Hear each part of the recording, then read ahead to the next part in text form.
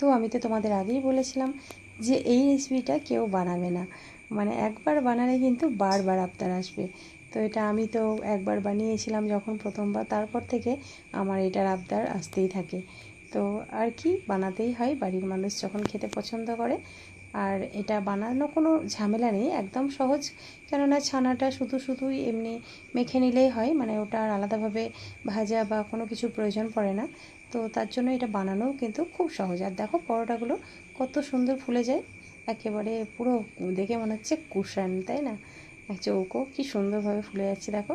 আর সবচেয়ে বড় ব্যাপার, এই পরোটাটা খেতে কিন্তু কোনো তরকারির প্রয়োজন পড়ে না, মানে তরকারি না হলেও চলে। এটা কোনো রকম আচার বা চাটনি বা সস দিয়ে খেতে কিন্তু এটা দারুণ লাগে। আর এর ভেতরের পুরটার মধ্যেই যা মশলা থাকে তাতেই কিন্তু বেশি টেস্টি হয়। দেখো পুরটা কত সুন্দর, এই দেখো পুরো ঠাসা, পুরো একেবারে।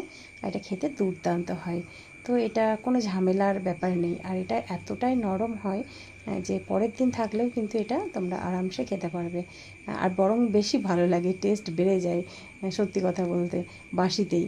তো দেখো আমি তোমাদের একটু ছিঁড়ে দেখাই কতটা নরম। এই যে দেখো একদম তুলতুলে নরম। তো এটা খেতে কিন্তু দুর্দান্ত হয়।